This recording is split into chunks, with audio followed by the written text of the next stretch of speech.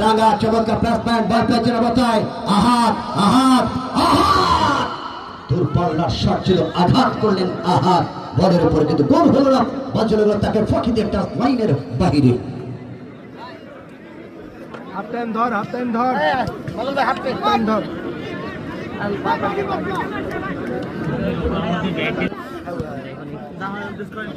উঠে দেখ